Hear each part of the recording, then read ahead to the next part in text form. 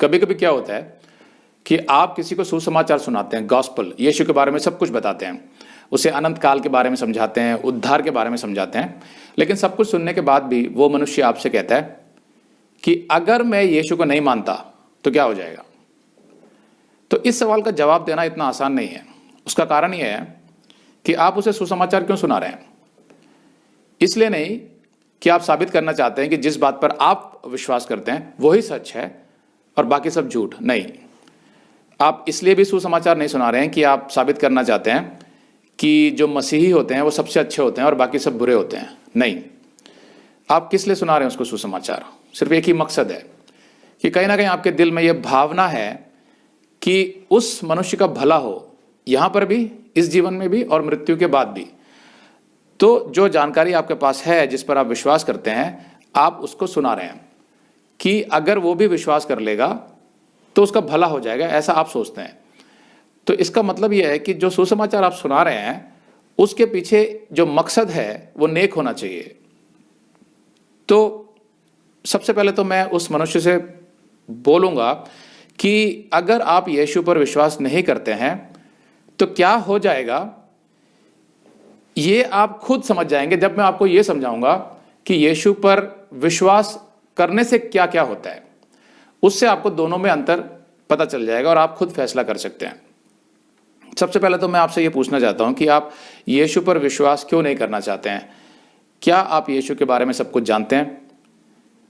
क्या यीशु ने कभी किसी भी रूप में आपका नुकसान किया है? या कोई ऐसी बात बोली हो यीशु ने जिससे आपको ठेस पहुंचती हो, आपके जीवन में कोई नुकसान होता है उससे?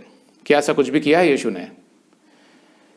जहां तक मैं जानता हूं, इस संसार में जितने भी लोग पैदा हुए उन सब में एक यीशु ही था जिसने हमें शांति का सही अर्थ समझाया। जो बाइबल में लिखा गया था 2000 साल पहले, जो यीशु ने बोला था, उसने बोला लूका 6:29 में, जो तेरे एक गाल पर थप्पड़ मारे उसकी और दूसरा भी फेर दे। ये बहुत गहरा सिद्धांत जब यीशु समझा रहा था तो वो क्या कहना चाहता था? वो कहना चाहता था कि इस संसार में जो शांति नहीं है आज, उसका कारण है कि मनुष्य सहनशील नहीं रहा, उसके अंदर स्वार्थ आ गया है बहुत ज्यादा, उसके अंदर कहना कहीं बुराई है। वो सबसे पहले अपने बारे में सोचता है और दूसरे की कोई भी गलत हरकत को वो बर्दाश्त नहीं करना चाहता। कुछ धर्म ये सिखाते हैं कि अगर कोई तुम्हें थप्पड़ मारे तो उसको 2 थप्पड़ जोर से मारो ताकि वो सबक सीख जाए और वो दोबारा कभी ऐसी हरकत ना करे। लेकिन यीशु कहता है कि नहीं, वो नहीं है समस्या का समाधान, क्योंकि उसने जो थप्पड़ आपको मारा वो किस लिए मारा? कहीं ना कहीं वो आपसे नफरत करता है। तो समाधान तो तब निकलेगा जब उसके दिल की नफरत आपके लिए खत्म हो जाए।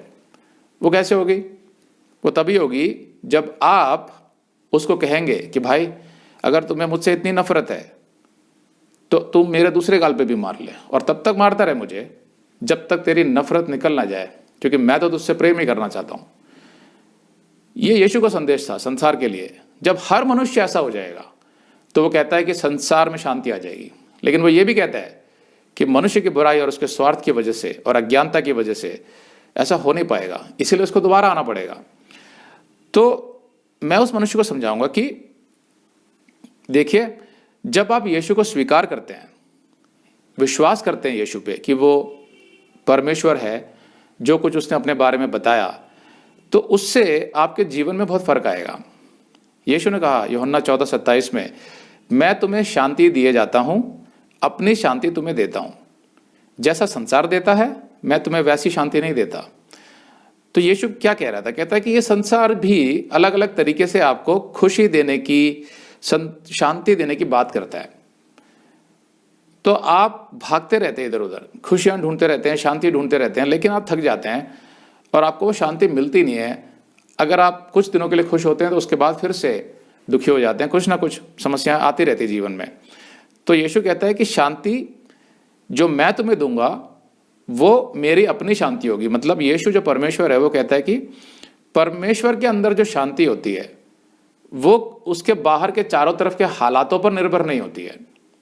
जैसा कि लोग सोचते हैं कि अगर ये संसार अच्छा हो जाए, सारी बुराइयां खत्म हो जाए, लोग पाप करना छोड़ दें तो संसार में शांति आ जाएगी। यीशु कहता है नहीं, शांति वो होती है जो इस माहौल से कोई प्रभाव नहीं डाल रही आपके अंदर, आप शांत हैं।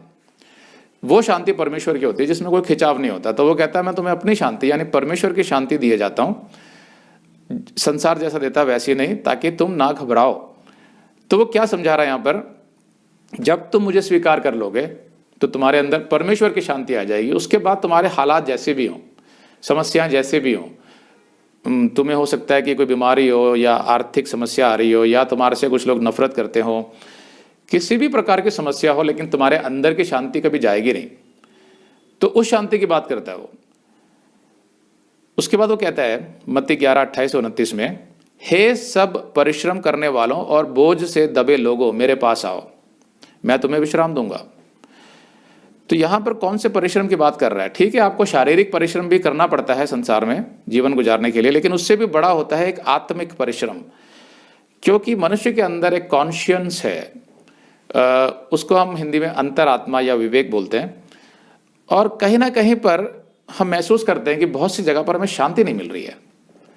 वो कहता है तुम थक जाते हो संसार में, क्योंकि इतनी बुराई है, इतना पाप है संसार में चारों तरफ, कि भले ही तुम खुशियां ढूंढने की कोशिश करते हो, कभी दोस्तों के साथ, कभी रिश्तेदारों के साथ, कभी हंसी मजाक करके, कभी कोई पिक्चर देख के, कभी आपने कुछ बड़ी चीज खरीद ली, बाइक या कार या गहने, इन सब से जो खुशियां ढूंढते रहते हो, लेकिन जो तुम्हारी आत्मा है, जो तुम्हारा सोल है, प्राण, उसको विश्राम नहीं मिलता है। वो फिर भी थका रहता है और बहुत बार निराशा, अकेलापन महसूस करता है।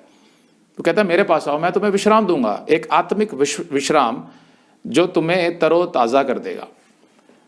वो कहता है मेरा जुआ अपने ऊपर उठा लो। जुआ मतलब जो बैलों के ऊपर डाला जाता था, जो खेती करते टाइम, जिसको हल बोलते हैं हम लोग, उस जुआ से डालने से दोनों बैल चलते रहते हैं।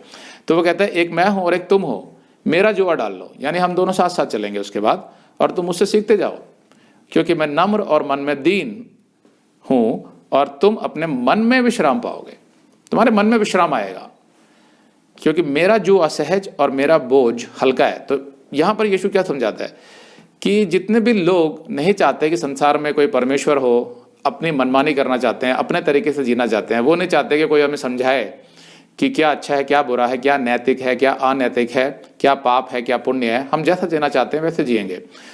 तो इसलिए वो ऐसे ऐसे धर्म ढूंढ लेते हैं जो उनके अंदर बदलाव लाने की कोई बात नहीं करता, बस बाहर से बोल के चला जाता है। लेकिन यीशु जो है वो कहता है कि मेरे पास अगर आए हो तो अपने को बदलने के लिए तैयार हो जाओ, तभी मैं तुम्हें मिल पाऊंगा, तभी मेरी शांति तुम्हें मिल पाएगी। तो ये बहुत से लोगों को पसंद नहीं आता, वो अपने जीवन में किसी तरह की दखल अंदाजी करना नहीं चाहते। तो वो कहता है कि जब तुम सोच रहे हो अगर कि मुझे स्वीकार करने के बाद तुम्हारे पर कोई बोझ आ जाएगा कि तुम्हें ये करना है, वो नहीं करना है, नहीं, ऐसा कुछ भी नहीं है। जब तुम मेरा जुआ उठा लोगे तो तुम्हें महसूस होगा कि मेरा बोझ तो सबसे हल्का है। मतलब कि उससे पहले जो तुम संसार में जी रहे थे उसमें तुम्हारे ऊपर बहुत सारा बोझ था, जो कि तुम सोच रहे थे कि मेरे को कोई बोलने वाला नहीं है, रोकने वाला नहीं है, टोकने वाला नहीं है। लेकिन तुम्हें ध्यान से देखना होगा, तुम हमेशा किसी ना किसी चीज से दबे रहते थे। कभी अपने बॉस से दबे हो, या हो सकता है कि आपके रिश्तेदारों के सामने आपको 4 चीजें वो करनी पड़ती है जिसका आपका मन नहीं मानता। अगर आप ध्यान से देखोगे ना, समाज से आपको दबना पड़ता था, सरकार से आपको बहुत जगह पे गलत रीति से दबना पड़ता था, कितनी जगह पे आपको ऐसा लगता था कि यहाँ रिश्वत देनी पड़ेगी, चारों तरफ से आप दबे होते थे। लेकिन यीशु कहता है मैं तुम्हें सच्चाई बताऊंगा, मेरा जुआ जब उठा लोगे तो लगेगा कि मेरा बोझ हल्का है, जो मैं सिखाता हूं वो बहुत हल्का है, उससे तुम्हारा जीवन, तुम्हारा मन सब हल्का हो जाएगा। ऐसा वो समझा रहा है। अभी पीछे किसी ने वीडियो सर्कुलेट किया था व्हाट्सएप पे, तो जो एक प्लेन क्रैश हुआ बोइंग 737 मैक्स, तो वो एक ऐसा दृश्य उसने दिखाया, जिसने सर्कुलेट किया, जिसने भी किया वो भी शायद मारा गया होगा क्योंकि सारे मर गए। शायद उसने वो वीडियो या तो व्हाट्सएप कर दिया पहले ही, प्लेन क्रैश होने से पहले, या फिर किसी को उसका फोन मिला होगा। लेकिन वो बहुत ही मार्मिक, दर्दनाक उसने अंदर का दृश्य दिखाया। जब वो प्लेन गिरने लगा तो सारे यात्रियों को समझ आ गया कि शायद हम नहीं बचेंगे। तो वो लोग सब, उसमें ज्यादातर मुस्लिम्स थे, और वो अल्लाह अकबर करके रोने चिल्लाने लगे, और लोग एक दूसरे के गले मिल रहे हैं। लोग, उनके चेहरों के जो भाव थे, किसी का छोटा बच्चा रो रहा था। मैं सोच रहा था कि परमेश्वर आपके पास सच है। मैं सिर्फ ये प्रार्थना करता हूं कि ऐसा नहीं हो सकता है कि इस दुनिया में सब लोग स्वर्ग पहुंच जाएं, सब लोग, भले वो किसी भी धर्म से हों। उनकी हालत देख के मेरे मन में ये आ रहा था तो मुझे बाइबल क्या सिखाती है कि परमेश्वर यही चाहता है कि हर मनुष्य स्वर्ग जाए। इसीलिए तो उसने यीशु मसीह को भेजा कि उसके बलिदान से ऐसा ही हो। लेकिन साथ साथ वो ये भी कहता है कि जो मनुष्य सच्चे परमेश्वर को स्वीकार नहीं करना चाहता, यानी यीशु को स्वीकार नहीं करना चाहता और स्वर्ग नहीं आना चाहता, जो ये कहता है कि मुझे कोई फर्क नहीं पड़ता, मैं जैसे मर्जी जी लूंगा, मुझे यीशु नहीं चाहिए, इसका मतलब ये है कि वो यीशु के सामने या स्वर्ग में जहां परमेश्वर है वहां पर वो खुश नहीं रहेगा, क्योंकि वो यहीं पर खुश नहीं है ना यीशु के साथ, परमेश्वर के साथ। वो अपना जीवन अपने तरीके से जीना चाहता है, तो वो स्वर्ग में खुश क्यों रहेगा? इसलिए परमेश्वर किसी पर दबाव नहीं डालता कि मैं तुम्हें जबरदस्ती स्वर्ग लेके आऊंगा। वो ऐसे नहीं कहता। वो कहता है ये चुनाव तो तुम्हें खुद करना है, मैं तो तुम्हें सिर्फ बता सकता हूं सच्चाई, और यही सच्चाई हम लोग मसीही जो है लोगों को बताते हैं। तो कभी कभी जब लोग कहते हैं कि मैं यीशु को नहीं मानना चाहता, तो मैं कहता हूं कोई बात नहीं भाई, लेकिन आपके जीवन का आधार क्या है? क्या आपके पास कोई ऑल्टरनेटिव है?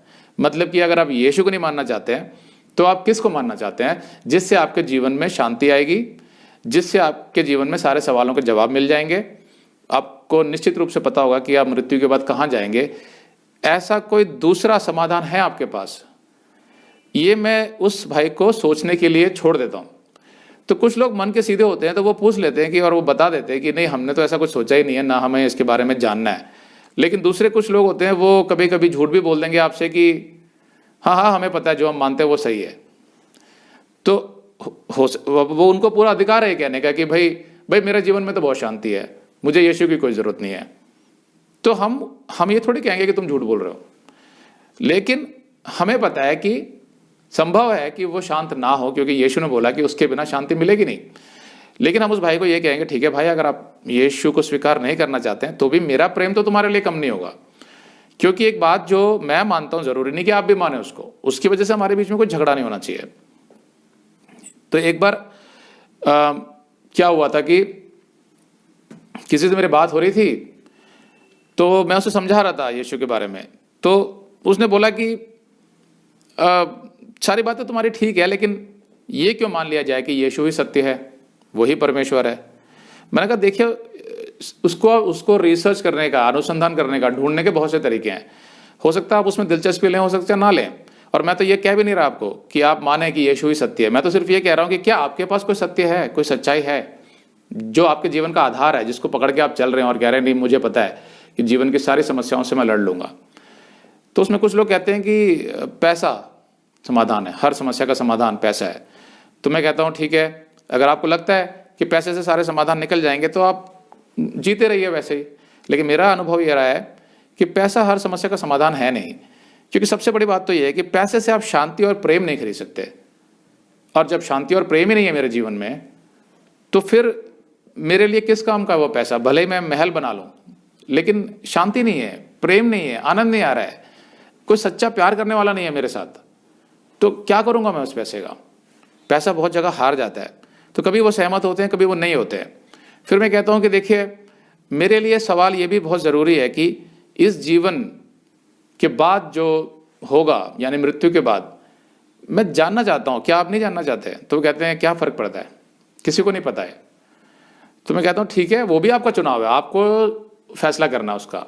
लेकिन मेरे को जानना था कि मृत्यु के बाद क्या मैं अपने परिवार वालों से कभी मिल नहीं पाऊंगा, कभी उन्हें गले नहीं लगा पाऊंगा। जब मैं इस फ्लाइट का वो दृश्य देख रहा था उस वीडियो में, जब वो क्रैश हो रहा था और लोग रो रहे थे, चिल्ला रहे थे, एक दूसरे के गले मिल रहे थे, तो मेरे दिल से एक आवाज आ रही थी कि परमेश्वर खुदा, ये कभी एक दूसरे से मिल नहीं पाएंगे। कितने तो रिश्तेदार हैं आपस में बैठे हुए हैं, हो सकता है कोई माँ हो, उसकी कोई बेटी हो या कोई भाई हो, आपस में वो मिल नहीं पाएंगे।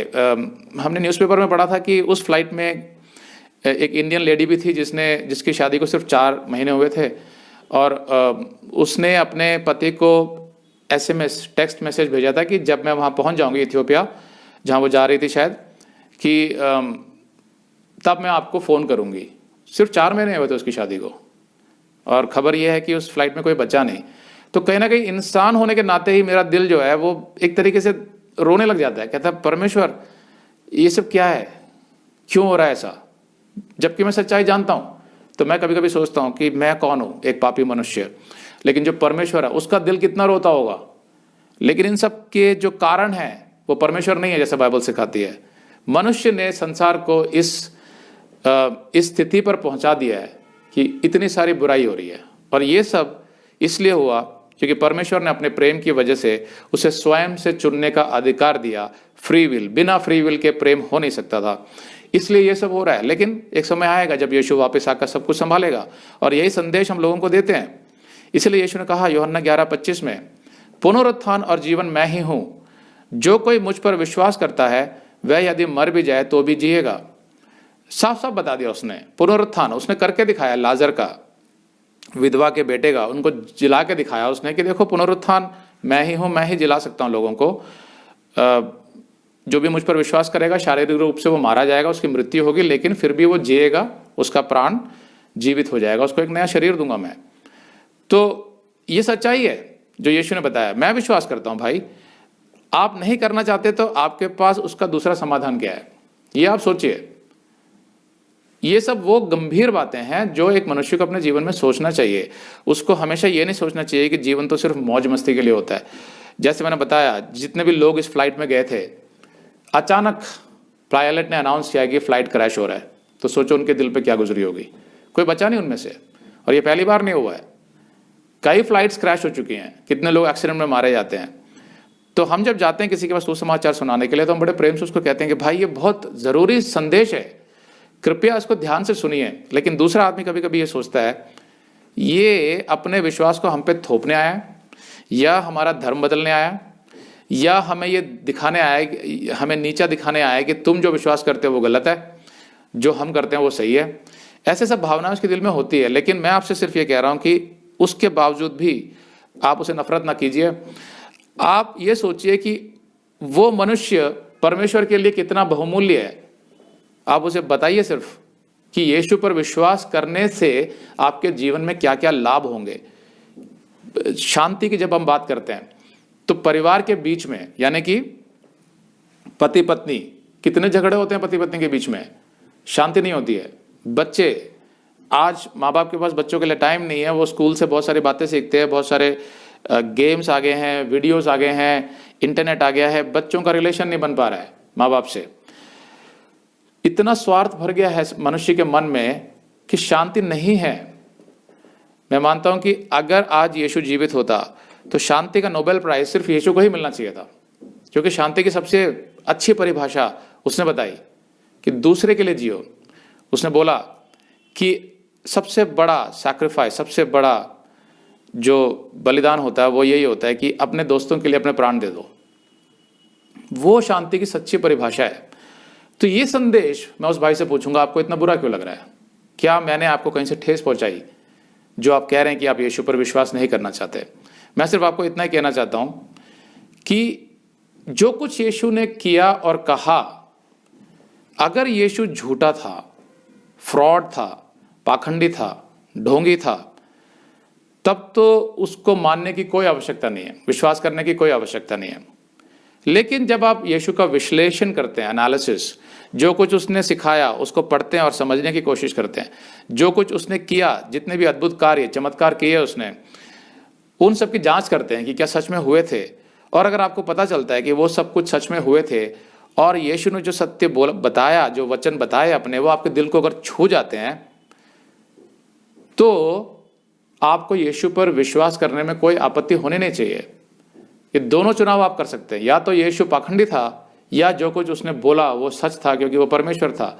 अगर तो वो पाखंडी था तो कोई फर्क ही नहीं पड़ता। लेकिन अगर वो परमेश्वर था जो पृथ्वी पर मनुष्य बन के आया था और जो कुछ उसने बोला वो सत्य था, तो आप अज्ञानता में बहुत बड़ा खतरा ले रहे हैं मोल, क्योंकि इस जीवन में भी आप शांति नहीं पा पाएंगे, क्योंकि सिर्फ यीशु ही शांति दे सकता है।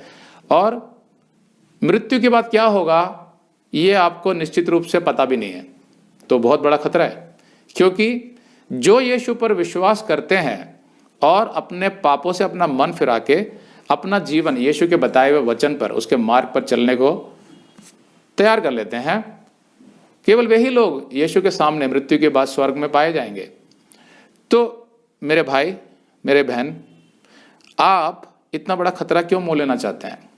आप एक बार जानकर तो देखिए यीशु कौन है, पूछकर तो देखिए उस सृष्टिकर्ता परमेश्वर से जिसने आपको बनाया है कि कौन है यीशु, क्या वो परमेश्वर है। आपको इन सब बातों के जवाब मिलेंगे, क्योंकि मुझे भी मिले और ऐसे बहुत से लोगों से मिले, बहुत से लोगों को मिले।